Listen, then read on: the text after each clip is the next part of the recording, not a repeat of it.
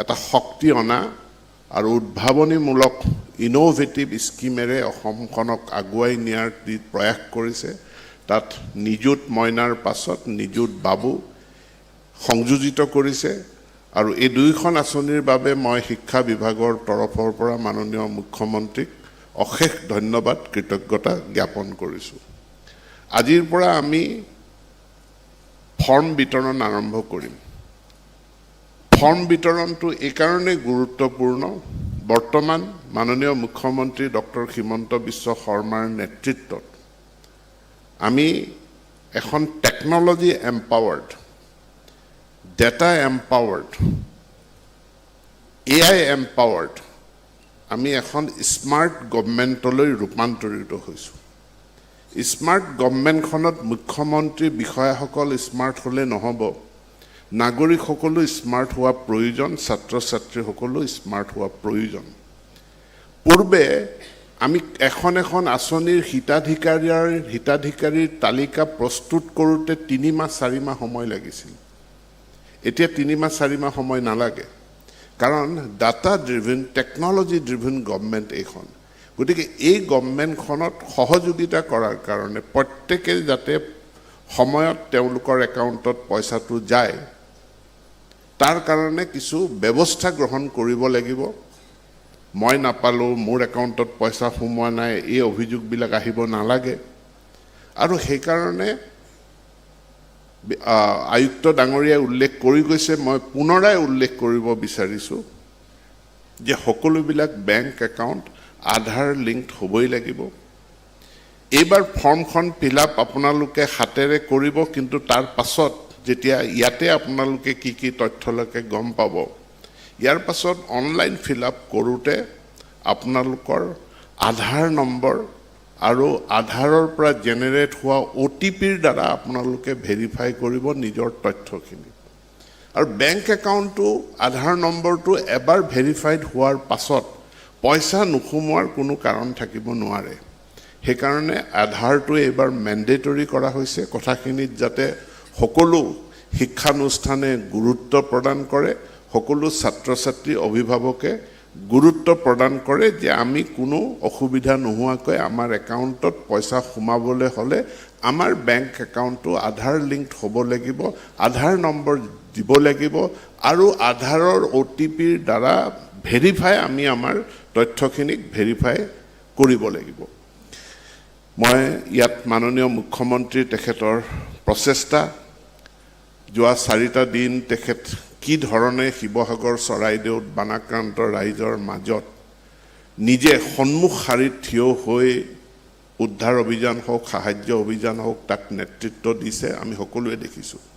আমি শিক্ষা বিভাগৰ তৰফৰ পৰা ৰাজহ আৰু দুৰ্যোগ ব্যৱস্থাপনা বিভাগৰ মন্ত্ৰী ডাঙৰীয়া প্ৰমুখ্যে সমগ্ৰ বিভাগটোক মাননীয় মুখ্যমন্ত্ৰীক অশেষ কৃতজ্ঞতা জ্ঞাপন কৰিছোঁ যে 893খন বানাক্ৰান্ত বিদ্যালয়লৈ 2 লাখকে টকা মুকলি কৰি দিয়াৰ সিদ্ধান্ত লৈছে। অসমৰ ইতিহাসত কেতিয়াও কোনো বানপানীৰ সময়ত বানপানী হোৱাৰ লগে লগে সাহায্য বিতৰণ, পুনৰ সংস্থাপনৰ ধনৰাশি বিতৰণ, এই কথা কেতিয়াও অসমৰ ইতিহাসত হোৱা নাছিল। কিন্তু মাননীয় মুখ্যমন্ত্ৰীৰ নেতৃত্বতে যি বছৰে মথাউৰি ছিগিছে সেই বছৰেই তাৰ পূৰ্ণ মেৰামতি হৈছে। যি বছৰ ৰাইজ বানাক্ৰান্ত হৈছে তৎকালীনভাৱে ৰাইজে সাহায্য পাইছে। বানাক্ৰান্ত প্ৰতিটো পৰিয়ালে 15,000কৈ টকা পালে আৰু আজি 793খন বিদ্যালয় যিখিনি বানাক্ৰান্ত তালৈও 2 লাখকে টকা দিয়াৰ সিদ্ধান্ত মাননীয় মুখ্যমন্ত্ৰী আৰু দুৰ্যোগ ব্যৱস্থাপনা বিভাগে গ্ৰহণ কৰিছে। মোৰ ফালৰ পৰা মই অশেষ ধন্যবাদ কৃতজ্ঞতা জ্ঞাপন কৰিছোঁ।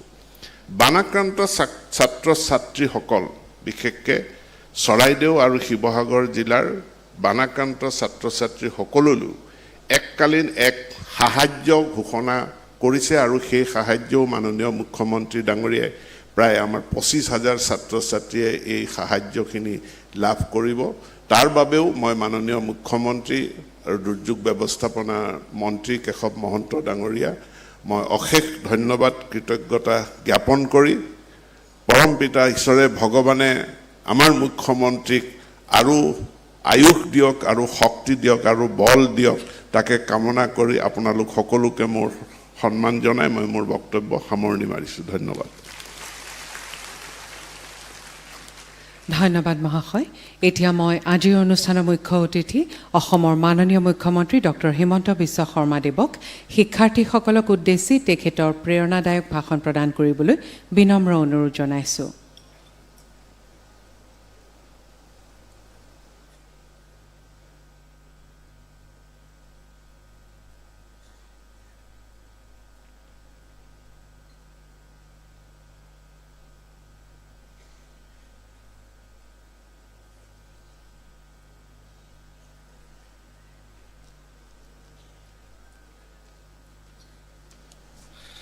কি খবৰ সকলোৰে ভালনে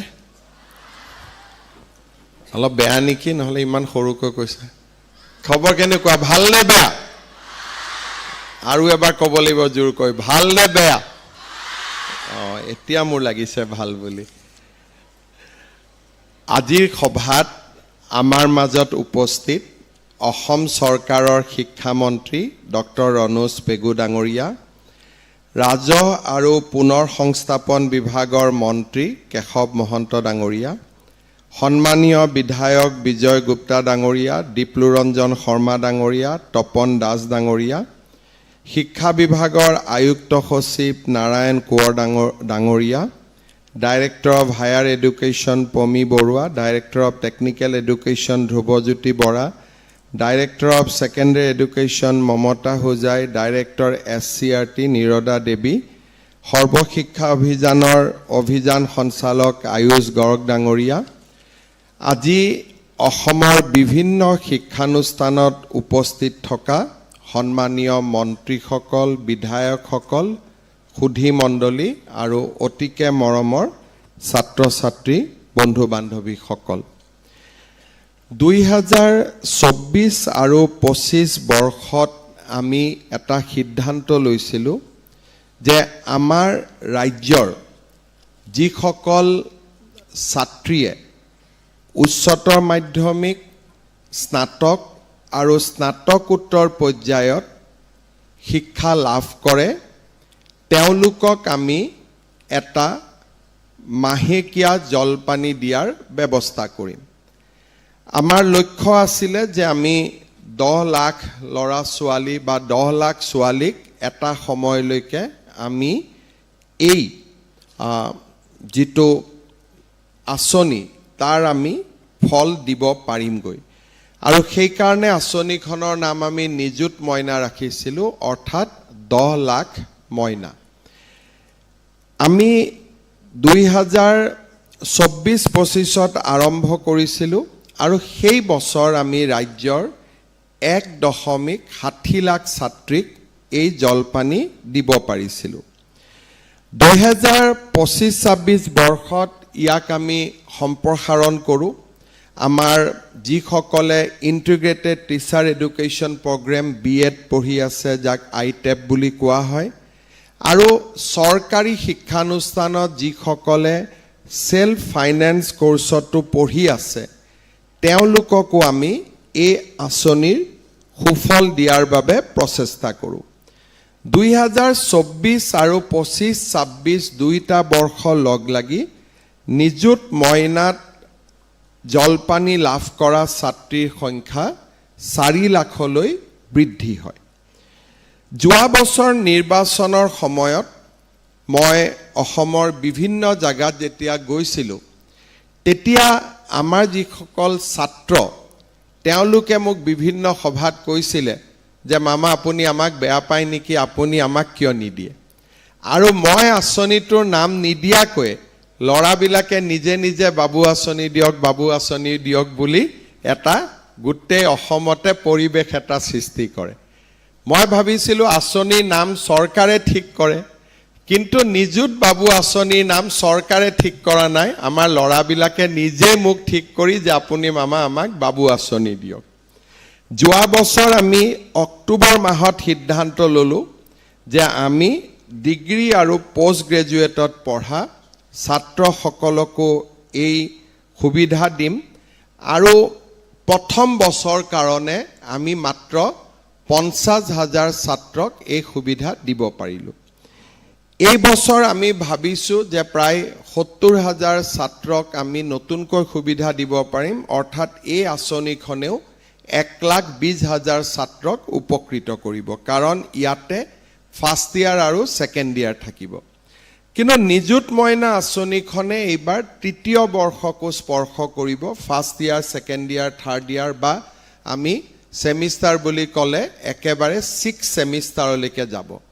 লগত মোক কিছুমান ছাত্ৰী আজি ৰাতিপুৱা মোক সুধিছে যে মামা 7 ছেমিষ্টাৰত আমি পাম নে নাই। মোৰো মনত ধৰা নাছিল, কাৰণ আজিকালি বহুত কলেজত 4th ইয়াৰ ডিগ্ৰী আৰম্ভ হৈছে, 7 and 8 ছেমিষ্টাৰো আমি গৈ পাম। গতিকে মই আজিৰ সভাতে কৈছোঁ যে আমি 7 ছেমিষ্টাৰত যদি কোনোবা ছাত্ৰী পঢ়ি আছে বা ছাত্ৰ পঢ়ি আছে, তেওঁলোককো আমি এই আঁচনিখনৰ ডেফিনেটলি সুবিধা দিম, তেওঁলোকেও ফৰ্ম ফিল আপ কৰিব পাৰিব। এই বছৰ আমি আৰু কেইটামান সুবিধা আনিলোঁ, সেইটো হ'ল যে আমি পলিটেকনিকক লগত ৰাখিলোঁ, যে পলিটেকনিক পঢ়া ছাত্ৰ ছাত্ৰীসকলেও এই আঁচনিৰ সুবিধা লাভ কৰিব। আমাৰ এই আঁচনিখনত ছাত্ৰ আৰু ছাত্ৰীৰ যিটো পুঁজি বা জলপানী, তাত অলপমান আমি এটা গেপ ৰাখিছোঁ। হায়াৰ ছেকেণ্ডেৰী পঢ়া ছাত্ৰীসকলে 800 টকা মাহত লাভ কৰিব। স্নাতক পঢ়া ছাত্ৰীসকলে 1250 টকা লাভ কৰিব। স্নাতকোত্তৰ আৰু BEd পঢ়া ছাত্ৰীসকলে 2,500 টকা মাহিলী লাভ কৰিব। কিন্তু বাবু বা আমাৰ ল'ৰাসকলক আমি 200 টকা অলপ কমকৈ দিব খুজিছোঁ। ডিগ্ৰীত আমি 1,000 টকা দিম আৰু পষ্ট গ্ৰেজুৱেটত আমি 2,000 টকা দিম। ছাত্ৰীয়ে 1250 টকা পাব আৰু 2,500 টকা পাব, কিন্তু ছাত্ৰসকলে 1,000 টকা পাব আৰু 2,000 টকা পাব। ইয়াত মূল উদ্দেশ্য হ'ল এইটোৱে, এই আঁচনিখনৰ উদ্দেশ্যটো আছিলে যে বাল্য বিবাহ ৰোধ কৰা। ছাত্ৰসকল যিহেতু বাল্য বিবাহৰ ঘটনাৰ লগত জড়িত নহয়, সেইকাৰণে এই আঁচনিখন প্ৰথম আমি ঠিক কৰোঁতে আমি তাৰ কাৰণে আঁচনিখন কৰিছিলোঁ, যাক এই আঁচনিখনৰ প্ৰয়োজন আছে। অৰ্থাৎ মাহত নিশ্চিতভাৱে চৰকাৰৰ পৰা জলপানী নাপালে বহুত দেউতাক মাকে শিক্ষাৰ বা যিটো ছাত্ৰীগৰাকীৰ শিক্ষাৰ বোজা ল'ব নোৱাৰি, হাতত ভাল দৰা পালে লগে লগে ছোৱালীজনীক বিয়া দি দিয়ে। সেইকাৰণে গোটেই আমাৰ উদ্দেশ্যটো আছিলে যে বাল্য বিবাহ ৰোধ কৰাৰ কাৰণেহে নিযুত মইনা আঁচনি। বাবু আঁচনিখন আমি মৰমত দিয়া আঁচনি, ইয়াৰ লগত বহুত উদ্দেশ্য জড়িত নাই, কাৰণ ল'ৰাবিলাকে ইউজুৱেলি সৰুতে বিয়া নকৰাই তেওঁলোকে এটা ডিষ্টিং এজ পোৱাৰ পিছতে তেওঁলোকে বিয়া পাতে। এই আঁচনিখনত আমি ডিছকলেজিয়েট, নন কলেজিয়েট এই ছাত্ৰীসকলক আমি নেক্সট টাইম ৰিপিট নকৰোঁ। কলেজৰ ফ্ৰী এডমিশ্যনৰ ক্ষেত্ৰতো এটা বিতৰ্ক হয়। আমি আপোনালোকে জানে যে কলেজত আমি ল'ৰা ছোৱালীসকলক আমি বিনামূলীয়া নামভৰ্তি কৰোঁ, কিন্তু সাধাৰণতে চৰকাৰী আঁচনিবিলাকে নিয়মীয়া ছাত্ৰ ছাত্ৰীকহে সামৰি লয়। কোনোবা যদি কলেজত নাহে, এবছৰৰ পিছত তেওঁ কলেজত আহিলে যে মোক ফ্ৰী এডমিশ্যন দিয়ক, নিযুত বাবু দিয়ক, নিযুত মইনা দিয়ক, আঁচনি লোৱাৰ পিছত আৰু এবছৰ স্কুলত নাহে, কলেজত নাহে। তাৰমানে আঁচনিখন আঁচনি হৈ নাথাকিলে ঘৰত বহা ল'ৰা ছোৱালীয়েও এই আঁচনিৰ যদি সুবিধা লাভ কৰে, তেতিয়াহ'লে তাৰ লগতো পঢ়া শুনাৰ কোনো সম্পৰ্ক নাথাকিব। কিছুমান ল'ৰা ছোৱালীয়ে আমাৰ এই আঁচনিখন প্ৰাপ্য বুলি ভাবে যে ইট ইজ মাই এণ্টাইটেলমেণ্ট, কিন্তু এইটো এণ্টাইটেলমেণ্ট নহয়, ই কিছুমান শৈক্ষিক পাৰদৰ্শিতাৰ লগত এই আঁচনিখন যুক্ত হৈ থাকে। অৰ্থাৎ আমি বিচাৰোঁ যে এই আঁচনিখনৰ যোনে সুবিধা লাভ কৰে তেওঁলোকে কলেজত কেতিয়াও ইৰেগুলাৰ হ'ব নালাগে, ডিজঅবিডিয়েণ্ট হ'ব নালাগে, ক্ৰিমিনেল এক্টিভিটিজৰ লগত জড়িত হ'ব নালাগে অৰ্থাৎ এগৰাকী ভাল ছাত্ৰ ছাত্ৰীৰ যিটো পৰিচয় সেই পৰিচয় অটুট ৰাখিব লাগে আৰু আমি এইকেইটা কথা এইকাৰণে ইনচিষ্ট কৰোঁ যে কলেজত নিয়মীয়াকৈ আহিব লাগে মই যদি কলেজত নাহোঁ বছৰৰ মূৰত এদিন কলেজত আহিম তেতিয়াহ'লে এই আঁচনিখন দিয়াৰ কোনো অৰ্থ নাথাকে সেইকাৰণে এই আঁচনিখনৰ কেইটামান কণ্ডিশ্যন হ'ল যে আমি ৰেগুলাৰ হ'ব লাগিব আৰু আমি কলেজত এজন সুস্থ ছাত্ৰ ছাত্ৰীৰ পৰিচয় আমি বজাই ৰাখিব লাগিব কলেজত কেতিয়াবা কলেজৰ ইলেকশ্যন লৈ মাৰপিট হয় আমি যদি গৈ মাৰপিটে কৰি দিলোঁ তেতিয়াহ'লে আমি বাবু আৰু মইনা নহ'লোঁ তেতিয়াতো আমি মস্তান হৈ গ'লোঁ কিন্তু এই আঁচনিখন হ'ল বাবু আৰু মইনাৰ কাৰণে গতিকে এই আঁচনিখনৰ জৰিয়তে আমি কলেজত এটা সেলফ ডিসিপ্লিন যে আমি ৰাতি হোষ্টেলৰ পৰা ওলাই নাহোঁ আমি পঢ়িম দেউতা মাক আমি পঢ়ি দেউতা মাক আমি মানুহ হৈ দেখুৱাম আমি কলেজত ৰেগুলাৰ ক্লাছ কৰিম যেতিয়ালৈকে আমাৰ বেমাৰ আজাৰ নাথাকে আৰু এগৰাকী ভাল ছাত্ৰ ছাত্ৰীৰ পৰিচয় আমি সততে আমি সন্মুখত ৰাখিম আৰু এটা ইয়াত আমি লৰাৰ কাৰণে এই কথাটো আমি ৰাখা নাই এই আঁচনিখনৰ আন এটা দিশ হ'ল ডিগ্ৰী পৰ্যন্ত ছোৱালীজনীৰ বিয়া হ'ব নালাগে বহুত ছোৱালী যেতিয়া বিয়া হয় ফাৰ্ষ্ট ছেকেণ্ড ছেমিষ্টাৰতো আমি মাজত বন্ধ নকৰোঁ কিন্তু ছেকেণ্ড বা থাৰ্ড ছেমিষ্টাৰত তাত আমি আঁচনিখন তেওঁলোকক ৰিনিউ নকৰোঁ এইকাৰণে ৰিনিউ নকৰোঁ কাৰণ এই আঁচনিখনৰ মূল উদ্দেশ্যই হৈছে যে বাল্য বিবাহ বন্ধ কৰা যদি আমি কলেজত গ'লোঁ first year second year third ইয়াৰত আমি বিয়াত বহিলোঁ তেতিয়াহ'লে আমাৰ শিক্ষাটো আধাতে বন্ধ হৈ যাব সেইকাৰণে আমি ডিগ্ৰী পৰ্যন্ত ল'ৰা ছোৱালীৰ আমি ল'ৰাৰ কথা মই কোৱা নাই ছোৱালীৰ আমি বিয়া হোৱাটো নিবিচাৰোঁ কিন্তু পোষ্ট গ্ৰেজুৱেট অৰ্থাৎ যদি আমি ইউনিভাৰ্চিটিত পঢ়িছোঁ বা আমি BEd পঢ়িছোঁ তেতিয়া ছোৱালীগৰাকী বিবাহিত হ'লেও এই আঁচনিৰ সুবিধাটো আমি দিওঁ অৰ্থাৎ আমাৰ লক্ষ্য হ'ল যে হায়াৰ ছেকেণ্ডেৰীত বিয়া হ'ব নালাগে আপ টু ডিগ্ৰীত বিয়া হ'ব নালাগে ডিগ্ৰীত বিয়া হোৱাৰ পিছত পোষ্ট গ্ৰেজুৱেটত বিবাহিত হ'লেও এই আঁচনিখনৰ আমি সুবিধা দিওঁ আৰু এই আঁচনিখনৰ সুবিধা আমি ল'ব পাৰোঁ মোক এইবাৰ বহুত ছাত্ৰীয়ে মোক লগ পালে মই মিটিঙত গ'লে কয় যে মামা এইবাৰ নিযুত মইনাটো অলপ বঢ়াই দিব লাগে আমি নিশ্চিতভাৱে এইবাৰ যিহেতু নিযুত বাবু আঁচনিখনো আমি লগত আনিবলগীয়া হ'ল আমি এইবাৰ পুঁজি বঢ়াব পৰা নাই কিন্তু ভৱিষ্যতে আমি নিশ্চিতভাৱে অকণমানকৈ পুঁজিটো বঢ়াই যোৱাত আমাৰ আপত্তি নাই আমি দেউতাক মাকক ল'ৰা আৰু ছোৱালীৰ পঢ়ুৱাৰ যিটো কষ্ট তাৰ পৰা আমি মুকলি কৰি দিব খুজিছোঁ যাতে ল'ৰা ছোৱালীৰ পঢ়াৰ দায়িত্বখিনি আমি চৰকাৰৰ পৰা ল'ব পাৰোঁ বিনামূলীয়া এডমিশ্যন হওক নিযুত মইনা হওক নিযুত বাবু হওক অষ্টমমান শ্ৰেণীত চাইকেল হওক আমি এনেকৈ বিভিন্ন আঁচনিৰ জৰিয়তে আমি দেউতাক মাকক পঢ়াৰ কষ্টৰ পৰা আমি যি পঢ়ুৱাৰ কষ্টৰ পৰা আমি লাঘৱ কৰি দিব খুজিছোঁ কাৰণ এজন দেউতাকে দুগৰাকী বা তিনিগৰাকী ছাত্ৰ ছাত্ৰী কলেজত একে সমানে পঢ়ুৱাটো সম্ভৱ নহয় আৰু আমি তেওঁলোকক অলপমান হ'লেও সকাহ দিবৰ কাৰণে এই দুইখন আঁচনিৰ জৰিয়তে আমি চেষ্টা কৰিছোঁ এই আঁচনিৰ ধন কলেজ খোলা থকা অৱস্থাতহে পোৱা যায় অৰ্থাৎ আমাৰ সাধাৰণতে জুন জুলাইত আমাৰ গৰম বন্ধ হয় জুন জুলাই আগষ্ট মাহত আমাৰ কলেজ নাথাকে এই আঁচনিখনৰ ধন আমি ইউজুৱেলি আগষ্ট মাহত মিটিং কৰোঁ অক্টোবৰৰ 10 তাৰিখে আমি পুঁজি বিতৰণ কৰোঁ কিন্তু অক্টোবৰত যেতিয়া আমি পুঁজি দিম যিসকলে আগষ্টত এডমিশ্যন ল'লে তেওঁলোকক আমি ছেপ্টেম্বৰৰ সৈতে 2 মাহৰ দিম কিন্তু যিসকল ছোৱালীয়ে এতিয়ালৈকে এডমিশ্যন লোৱা নাই কাৰণ ছেপ্টেম্বৰত আৰু এটা এডমিশ্যন হ'ব তেওঁলোকক আমি অকল এমাহৰ নিযুত মইনা নিযুত বাবু দিম কিন্তু যিসকলে ইতিমধ্যে এডমিশ্যন ল'লে ৰেগুলাৰ কৰি কলেজত যোৱা আৰম্ভ কৰিব তেওঁলোকক আগষ্ট আৰু ছেপ্টেম্বৰ 2টা মাহৰ পুঁজি আমি একেলগে 10 অক্টোবৰৰ দিনাখন আমি দিয়াৰ ব্যৱস্থা কৰিম।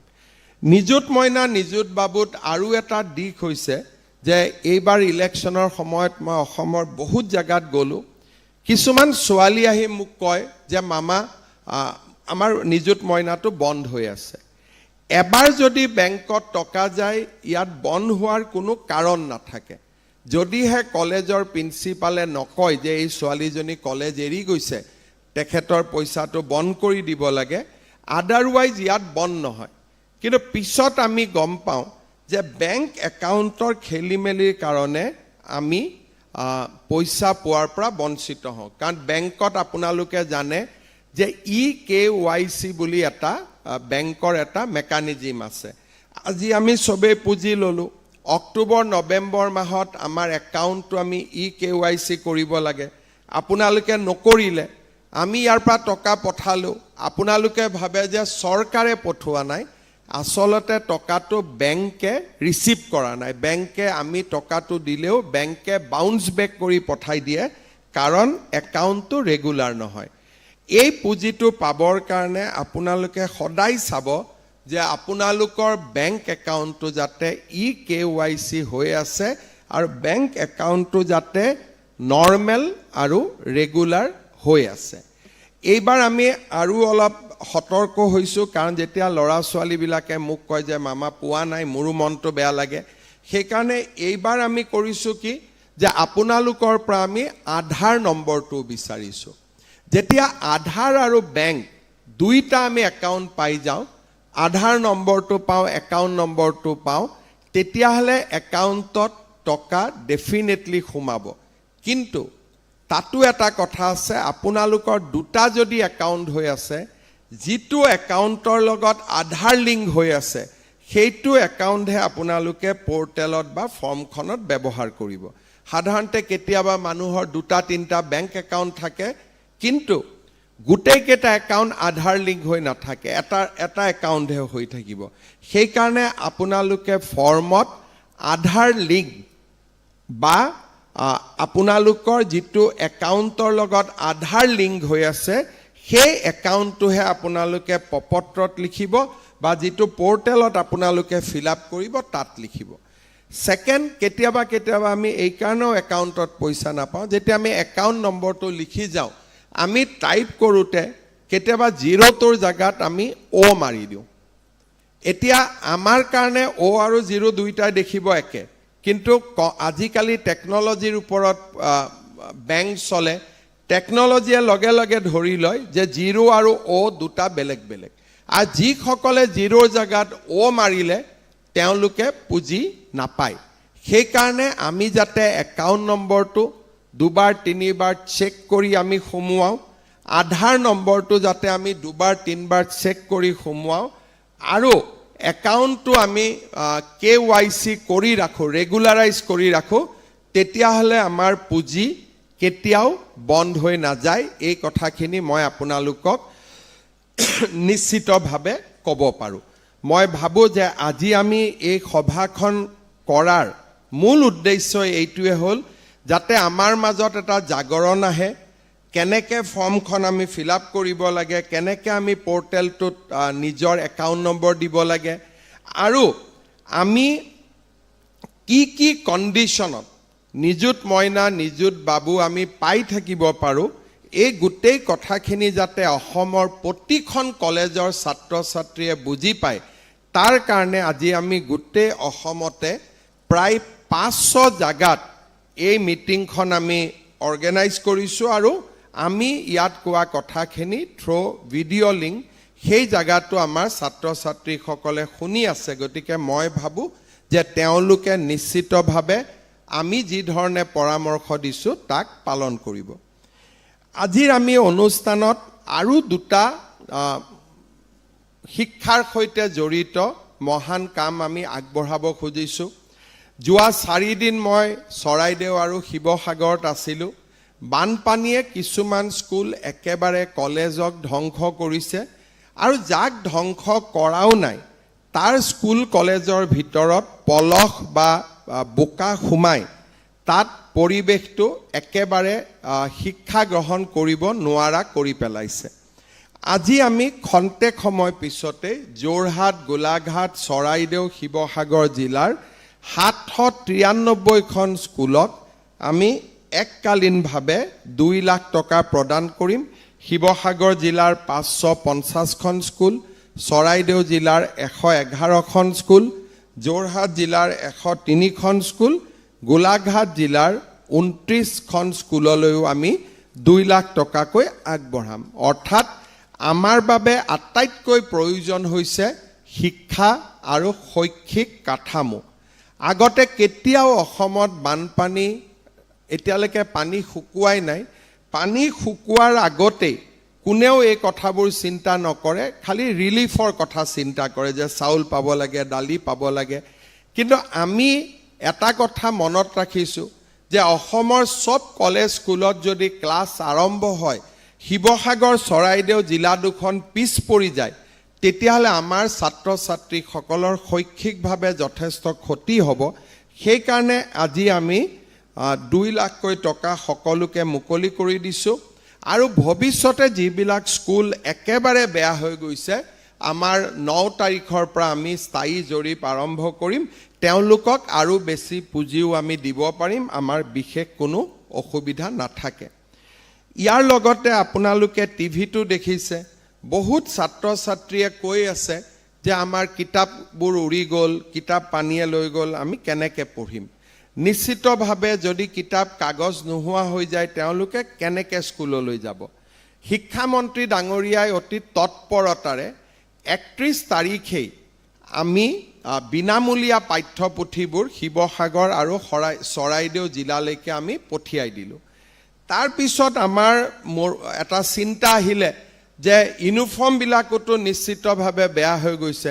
কেইদিনমান আগতে আমি ক্লাছ ক শ্ৰেণীৰ পৰা 8ম মান শ্ৰেণীলৈ ল'ৰা ছোৱালীবিলাকে যাতে নতুনকৈ 2যোৰ ইউনিফৰ্ম পায়, তাৰো পুঁজি আমি মুখ্যমন্ত্ৰীৰ সাহায্য পুঁজিৰ পৰা মুকলি কৰি দিছিলোঁ। আজি আমি আৰু এটা নতুন কাম কৰিব খুজিছোঁ যে কিতাপ আমি কলেজত কিতাপ দিব পৰা নাই, কাৰণ কলেজত বিনামূলীয়া টেক্সট বুক নাথাকে। সেইকাৰণে আজি আমি হায়াৰ ছেকেণ্ডাৰী, শিৱসাগৰ, চৰাইদেউ জিলাৰ হায়াৰ ছেকেণ্ডাৰী পঢ়া ছাত্ৰ ছাত্ৰীসকলক আজি আমি 1000 টকা বেংকৰ পৰা, এই মিটিঙৰ পৰা আমি পঠাই দিম। ডিগ্ৰী যোনে পঢ়ি আছে, degree first year, second year, third year, তেওঁলোকক আমি 3000 টকা পঠাই দিম। আৰু যিসকলে পষ্ট গ্ৰেজুৱেট পঢ়ি আছে, তেওঁলোকক আমি 5000 টকা পঠাই দিম। ঠিক তেনেধৰণে আমি যিসকল পলিটেকনিকত পঢ়ি আছে আৰু যিসকলে BEd পঢ়ি আছে, তেওঁলোকলৈকেও আজি আমি পুঁজি পঠাই দিম। অৰ্থাৎ আজিৰ দিনটোতে 21000 ছাত্ৰ ছাত্ৰীয়ে 4.26 কোটি টকা লাভ কৰিব আৰু বিদ্যালয়সমূহে প্ৰায় 15 কোটি টকা লাভ কৰিব। আমাৰ চৰকাৰখনে বিচাৰে যে যাতে আমাৰ শৈক্ষিক কাঠামো বা আমাৰ শৈক্ষিক মানদণ্ডত কোনো ধৰণৰ কম্প্ৰমাইজ হ'ব নোৱাৰে, আৰু আমি সদায় শিক্ষাৰ ক্ষেত্ৰত আমি আগবাঢ়ি থাকিব পাৰোঁ। তাৰ বাবে আমি চৰকাৰখন সদায় তৎপৰ হৈ থাকোঁ আৰু তৎকালীনভাৱে ছাত্ৰ ছাত্ৰীসকললৈকে অনুদান, ইউনিফৰ্ম, বিদ্যালয় নিৰ্মাণৰ পুঁজি, এইবিলাকে শিক্ষাৰ ক্ষেত্ৰত আমাৰ চৰকাৰখনৰ যি এক মনোভাৱ, যি পজিটিভ মনোভাৱ, তাক আজি প্ৰদৰ্শন কৰিছে। মই গোটেই অসমতে আমাৰ ছাত্ৰ ছাত্ৰীসকল আজি উপস্থিত আছে। মই দুটা কথা ক'ম যে আজিকালি আমাৰ অসম আৰু ভাৰতত আৰু একে সমানভাৱে আমাৰ দেশত কৰ্মসংস্থাপনৰ সুবিধা দ্ৰুত গতিত বৃদ্ধি পাইছে। কিন্তু এই কৰ্মসংস্থাপন পাবৰ কাৰণে আমি উপযুক্তভাৱে নিজক গঢ়ি তুলিব লাগিব। আমি বহুত সময়ত ভাবোঁ যে আমি BA পাছ কৰিলোঁ, পষ্ট গ্ৰেজুৱেট পাছ কৰিলোঁ, আমি কৰ্মসংস্থাপন পাম নে নাপাম। আজিকালি এটা কথা আপোনালোকে বুজি পাব লাগিব যে it is a age of specialist. এটা সময় আছিলে যে জেনেৰেলিষ্ট বা আমি যেতিয়া পলিটিক্যাল সায়েন্সত পাব্লিক এডমিনিষ্ট্ৰেশ্যন পঢ়িছিলোঁ তেতিয়া এটা ডিবেট আছিলে জেনেৰেলিষ্ট ভাৰ্চেছ স্পেচিয়েলিষ্ট এটা সময় আছিলে যে BA MA পঢ়িলে তাক বেসিক বুলি ধৰি লোৱা হয় আৰু চাকৰি বাকৰি যেতিয়া আমি লওঁ চাকৰি কৰা অৱস্থাত আমি সেই অনুষ্ঠানটোৰ বিষয়ে জানো আৰু থিমেটিক নলেজ বিলাক আমি লাভ কৰোঁ কিন্তু আজিকালি সমাজৰ ইমান দ্ৰুত পৰিৱৰ্তন হৈছে যে এতিয়া সমাজত জেনেৰেল ষ্টুডেণ্ট বা জেনেৰেল যাৰ নলেজ আছে তাতকৈ মানুহে স্পেচিয়েলিষ্ট বিচাৰে যে যাতে আমি একেবাৰে আমাক যিটো কাম লাগে সেই কামটো আমি ল'ব পাৰোঁ এসময়ত আমি MBBS পঢ়িছিলোঁ MBBS ডাক্তৰ মানে বহুত ডাঙৰ আছিলে তাৰ পিছত আহিলে মানুহে নিজে গাঁৱৰ মানুহেও কয় যেতিয়া মই হেলথ মিনিষ্টাৰ আছিলোঁ হস্পিটালবিলাকত যাওঁ গাঁৱৰ মানুহে কয় ছাৰ মেডিচিনৰ ডক্তৰ আমাৰ নাই তাৰ মানে গাঁৱৰ মানুহজনেও বুজি পালে যে MBBS জনে মোৰ প্ৰাথমিক কামখিনি কৰিব পাৰিব মোক এজন মেডিচিন এক্সপাৰ্ট লাগিব তেতিয়াহে মোৰ বেমাৰটো ভাল হ'ব যোৱা কেইটামান দিন যেতিয়া মই আকৌ হস্পিটালবিলাকত যাওঁ তেতিয়া মানুহে কয় যে ছাৰ আমাৰ মেডিকেলটো কৰি দিলে নিউৰো সাৰ্জন নাই নিউৰলজিষ্ট নাই তাৰ মানে আপোনালোকে চাওক যে MBBS is a general qualification এতিয়া মানুহে গৈ গৈ নিউৰো সাৰ্জন বিচাৰিব আৰম্ভ কৰিছে তাৰ মানে জেনেৰেল মানুহকো লাগে যে মোক জেনেৰেল এডুকেশ্যন থকা মানুহ নালাগে মোক স্পেচিয়েলিষ্ট লাগে আৰু এই স্পেচিয়েলিষ্ট যিটো আমাৰ প্ৰয়োজন হি অকল মাত্ৰ যে আমাক মেডিকেল ফিল্ডত আছে সেইটো নহয় ইঞ্জিনিয়াৰিঙত আমাক লাগিব আমাক BA BSc আমাৰ যিমান সাবজেক্ট আছে তাৰ মাজৰ পৰাই মানুহে আমাৰ মাজত থকা বিশেষ গুণটোক বিচাৰি উলিয়াবৰ বাবে চেষ্টা কৰে সেইকাৰণে আজিকালি আমাক শিক্ষাৰ লগত এটা ডাঙৰ প্ৰয়োজন হৈছে যে নিজে কিবা এটা বিশেষ গুণ আয়ত্ত কৰা যদি মই কমাৰ্চ পঢ়িছোঁ তেতিয়া মই কমাৰ্চৰ লগত GSTৰ বিষয়ে জানিব লাগিব যাতে মই কমাৰ্চ পাছ কৰি GST ৰিলেটেড মই কামত সোমাব পাৰোঁ বোলে মই কমাৰ্চ পঢ়িছোঁ কিন্তু মই কোম্পানী লৰ ওপৰত পঢ়িব লাগিব যাতে কমাৰ্চ পাছ কৰি মই কোম্পানী এটাৰ লগত নিজক জড়িত কৰিব পাৰোঁ কাৰণ মই কোম্পানী লৰ বিষয়ে জানো মই যদি কোনোবা এটা বেংকিং প্ৰতিষ্ঠানত কাম কৰিব খুজিছোঁ তেতিয়াহ'লে মোক BA BScৰ লগত মোক কি লাগিব মোক ইনভেষ্টমেণ্টৰ ওপৰত মোক নলেজ লাগিব মই যদি এতিয়া কৰবাত GNM নাৰ্ছ হ'ব খুজিছোঁ লগত মোক ইংলিছৰ নলেজ লাগিব কাৰণ প্ৰেছক্ৰিপশ্যনসমূহ ইংলিছত আহিব মই ইংলিছ পঢ়িব লাগিব আৰু আজিকালি ডক্টৰে হাতেদি প্ৰেছক্ৰিপশ্যন লিখা প্ৰায় বন্ধ কৰিছে কম্পিউটাৰত লিখে গতিকে মোক কম্পিউটাৰৰ নলেজ লাগিব মই যদি পলিটিক্যাল সায়েন্স পঢ়িছোঁ পলিটিক্যাল সায়েন্সৰ লগত মোক এনেকুৱা জ্ঞান লাগিব যাৰ দ্বাৰা মই ইলেকশ্যন মেনেজমেণ্ট শিকিব পাৰোঁ মই কোনোবা মন্ত্ৰীৰ লগত মই কাম কৰিব পাৰোঁ কোনোবা বিধায়কৰ লগত মই কাম কৰিব পাৰোঁ কাৰণ গভৰ্নেন্সৰ ওপৰত মোৰ নলেজ আছে political science is a general subject কিন্তু যেতিয়া মই পাব্লিক এডমিনিষ্ট্ৰেশ্যন বা গভৰ্নেন্সৰ ওপৰত মই জানিম তেতিয়া মোৰ এমপ্লয়েবিলিটিটো বাঢ়ি গৈ থাকিব বহুত ষ্টুডেণ্ট আছে তেওঁলোকে আপত্তি কৰে যে আমি সব পঢ়িলোঁ মামা আমাৰ চাকৰি নাই দেউতাক মাকেও কয়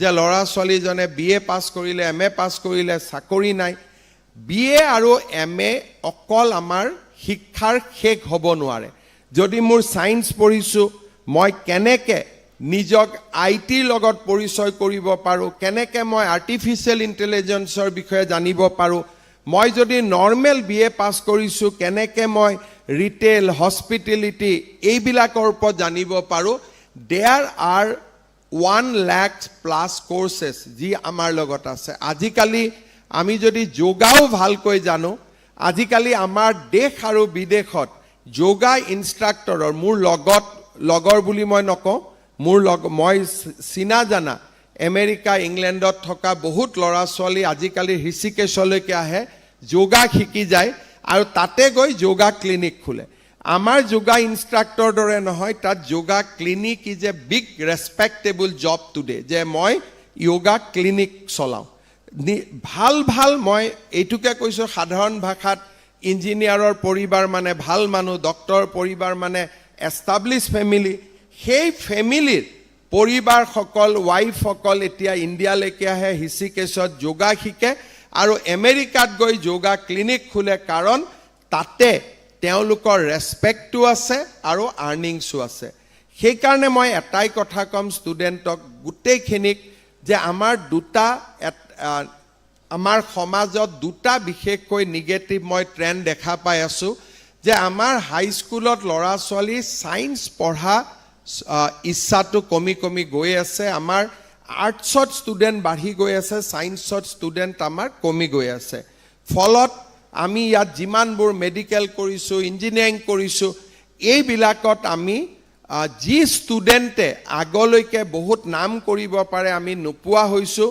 যদি 350 বেচিক মাৰ্কছ হয়, আমি সেই মাৰ্কতে ল'ৰা ছোৱালীক আজি মেডিকেলত এডমিশ্যন দিবলগীয়া হৈছে, কাৰণ ছায়েন্সত কম্পিটিশ্যন কমি কমি আহি আছে।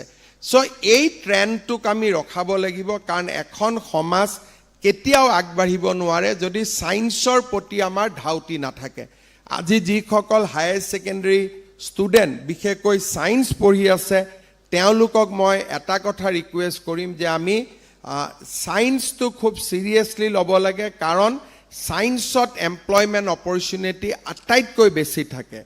দ্বিতীয়তে, যিসকলে আমি আৰ্টছ বা কমাৰ্চ পঢ়িছোঁ, তেওঁলোকে নৰ্মেল পাঠ্যক্ৰমৰ লগত স্পেচিয়েল থিমেটিক নলেজ, যে এই বিষয়টো মই ভাল কৰি শিকিম, এই থিমেটিক নলেজটোৰ বিষয়ে নিজৰ এটা নলেজ আপগ্ৰেড কৰিব লাগে। বহুতে BEd পঢ়ে, কিন্তু BEdৰো এটা লিমিট আছে। BEd is a thematic knowledge, কিন্তু BEd পঢ়িলে আমি টিচাৰ হ'ব পাৰিম, যাৰ টিচাৰ হোৱাৰ এপ্টিটিউড আছে তাৰ ঠিক আছে, নহ'লে ডিগ্ৰী পাছ কৰি পষ্ট গ্ৰেজুৱেট পাছ কৰি আমি আৰু এটা থিমেটিক ছাবজেক্টৰ ওপৰত পঢ়াৰ পিছতহে উই উইল বি এমপ্লয়েবল, আদাৰৱাইজ আমি কেতিয়াও এমপ্লয়েবল হৈ নাথাকোঁ।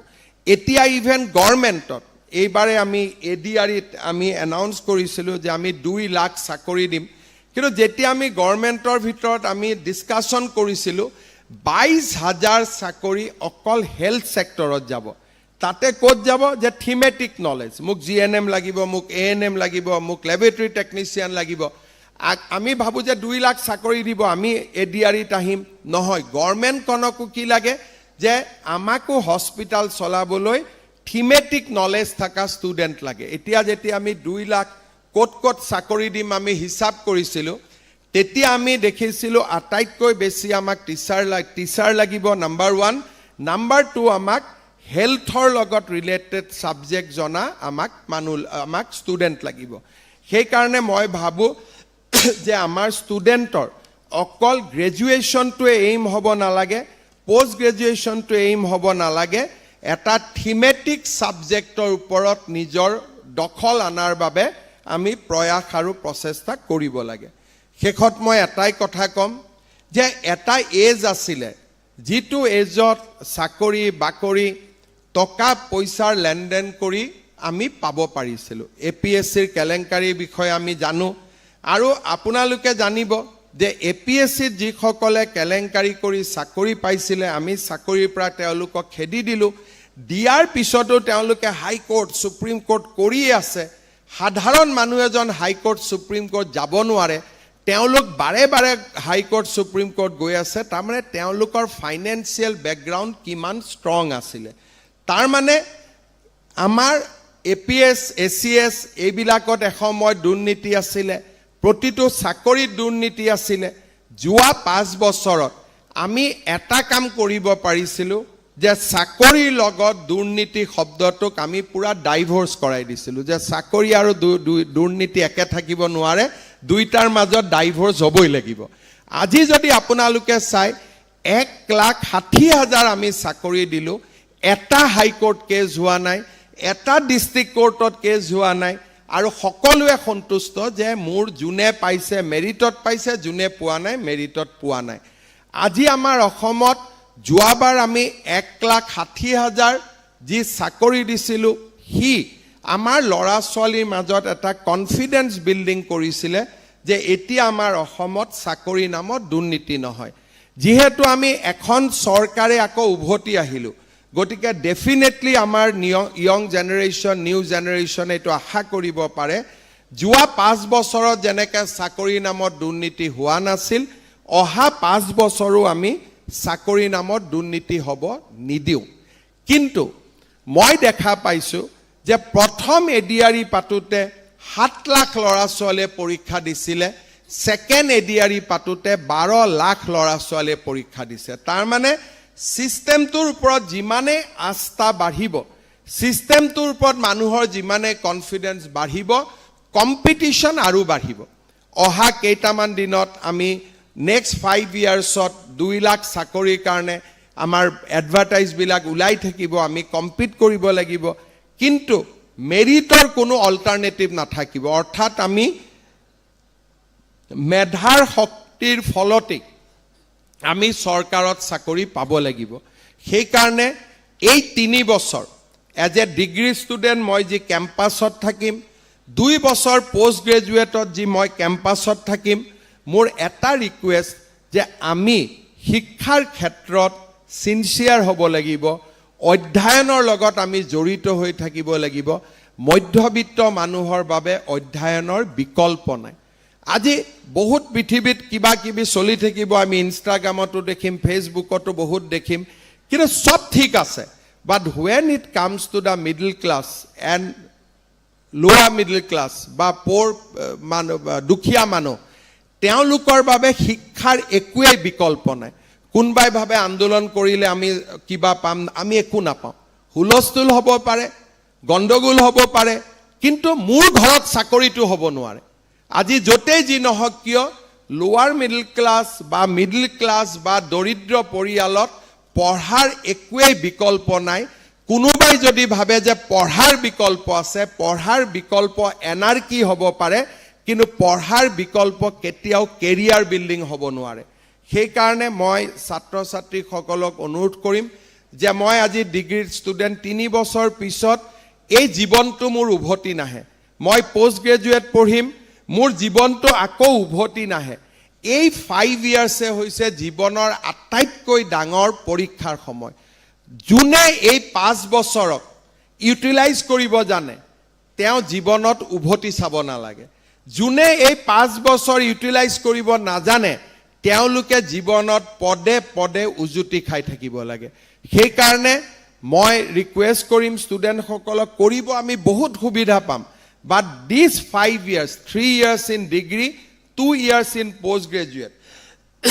এই 5 বছৰ আমি we should dedicate ourselves যে আমি শিক্ষা বা আমি এডুকেশ্যনৰ লগত নিজক জড়িত কৰি থাকিম আন লাইনেদি আমি খোজ নাকাৰো কাৰণ যি লাইনেদি যাওঁ তাতে সন্মুখত মাত্ৰ অন্ধকাৰ আছে আৰু শিক্ষাৰ লাইনেদি যদি যাওঁ সন্মুখত আলোক আছে সন্মুখত পোহৰ আছে সেইবাবে আমি পোহৰ সন্ধানী হ'ব লাগিব আমি আলোক সন্ধানী হ'ব লাগিব আৰু আমি নিজৰ কেৰিয়াৰ বিলাক আমি বিল্ড কৰিব লাগিব মই ভাবো যে আজি নিযুত মইনা নিযুত বাবু স্কিমৰ এই সুন্দৰ মুহূৰ্তত আমি আকৌ এবাৰ সংকল্প ল'ব লাগিব যে চৰকাৰৰ আঁচনি আমি এই কাৰণে পাইছো যে চৰকাৰে বিচাৰে যে আমি শিক্ষাৰ মাজেৰে সমাজখনলৈ আমি ৰূপান্তৰ আনিব লাগে আৰু চৰকাৰ মানে সমাজ চৰকাৰে মই মোৰ টকা দিয়া নাই ই সমাজৰ টকা সমাজে বিচাৰে যে আমাৰ ছাত্ৰ ছাত্ৰীসকলে শিক্ষাৰ মাজেৰে যাতে ৰূপান্তৰ আনিব পাৰে আমাৰ অসমখনলৈ পৰিৱৰ্তন আনিব পাৰে আমি যাতে আগুৱাই যাব পাৰো মই পুনৰ এবাৰ আজিৰ এই সুন্দৰ দিনটোত অসমৰ প্ৰতিখন মহাবিদ্যালয় বিশ্ববিদ্যালয়ত সমবেত মোৰ অতিকে মৰমৰ ছাত্ৰ ছাত্ৰীসকললৈকে বহুত শুভেচ্ছা জনাইছো 10 অক্টোবৰত আমি যেতিয়া নিযুত মইনা নিযুত বাবুৰ পুঁজি দিম আকৌ এবাৰ আমি এনেকে লগ পাম বহুত বহুত ধন্যবাদ জয় হিন্দ বন্দে মাতৰম ধন্যবাদ মহাশয় নিখন্দেহে আপোনাৰ এনে সুচিন্তিত পদক্ষেপে শিক্ষাৰ্থীসকলক অধ্যয়নৰ প্ৰতি অধিক দায়বদ্ধ কৰি তুলিব যাৰ ফলশ্ৰুতিত শিক্ষাৰ দিশত অসম সমৃদ্ধ হ'ব শ্ৰদ্ধেয় সুধীবৃন্দ, এতিয়া আমি আহিছোঁ মুখ্যমন্ত্ৰীৰ নিযুত মইনা আঁচনিলৈ। মই মাননীয় মুখ্যমন্ত্ৰী মহোদয়ক এই আঁচনিৰ অধীনত 3গৰাকী শিক্ষাৰ্থীক আনুষ্ঠানিকভাৱে আবেদন পত্ৰ প্ৰদান কৰিবলৈ অনুৰোধ জনাইছোঁ। প্ৰথমেই আৰ্য বিদ্যাপীঠ মহাবিদ্যালয়ৰ স্নাতকোত্তৰ শাখাৰ স্বাস্তিকা ভৌমিকক আগবাঢ়ি আহিবলৈ অনুৰোধ জনাইছোঁ।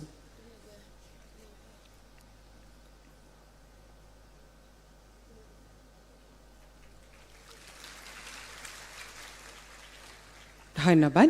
এইবাৰ বাণীকান্ত কলেজ অফ টিচাৰ এডুকেশ্যনৰ আকাংক্ষা কাশ্যপক আগবাঢ়ি আহিবলৈ অনুৰোধ জনাইছোঁ।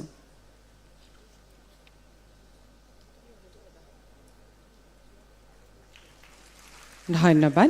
এইবাৰ আছাম ইঞ্জিনিয়াৰিং ইনষ্টিটিউটৰ গায়ত্ৰী বৈশ্যক আগবাঢ়ি আহিবলৈ অনুৰোধ জনাইছোঁ।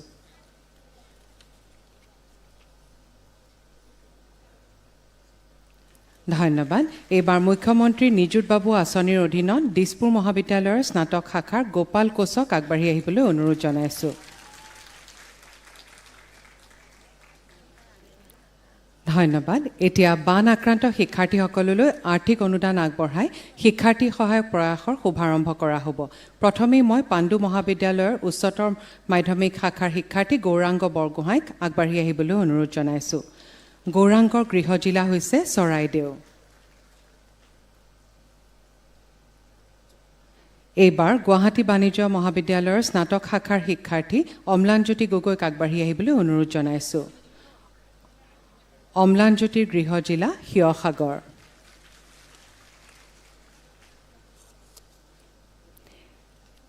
এইবাৰ স্নাতকোত্তৰ শাখাৰ গুৱাহাটী বিশ্ববিদ্যালয়ৰ শিক্ষাৰ্থী স্বাস্থলীনা গগৈক আগবাঢ়ি আহিবলৈ অনুৰোধ জনাইছোঁ।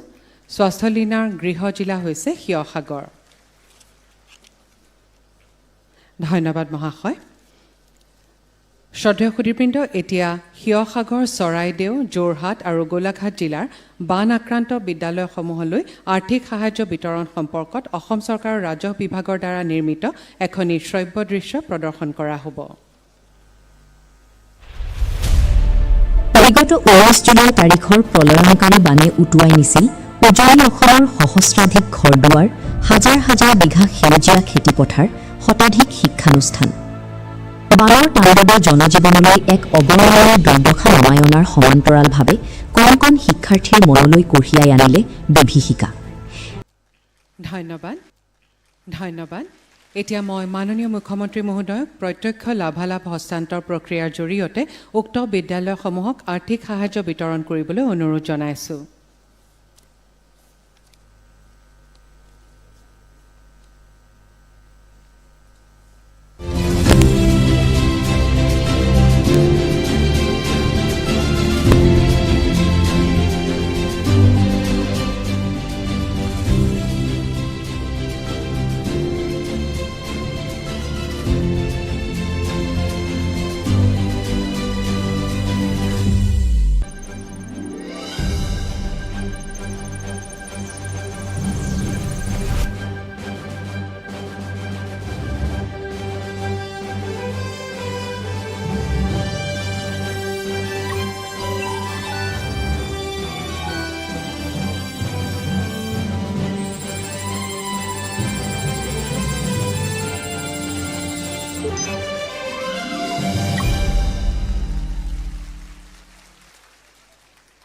ধন্যবাদ মহাশয়।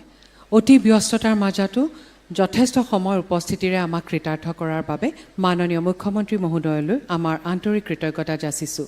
লগতে মাননীয় মন্ত্ৰীদ্বয়ৰ সহিতে মঞ্চত উপবিষ্ট বিশিষ্ট ব্যক্তিসকল, উপস্থিত সুধীবৃন্দ, প্ৰচাৰ মাধ্যমৰ সদস্যবৃন্দ আৰু অনুষ্ঠানটিৰ সৈতে জড়িত সকলোকে আমাৰ আন্তৰিক কৃতজ্ঞতা যাচিছোঁ। শ্ৰদ্ধেয় সুধীবৃন্দ, এতিয়া ৰাষ্ট্ৰীয় সংগীতেৰে আমাৰ অনুষ্ঠান সামৰিবলৈ লোৱা হৈছে। ইয়াৰ বাবে সকলোকে থিয় হ'বলৈ অনুৰোধ জনাইছোঁ।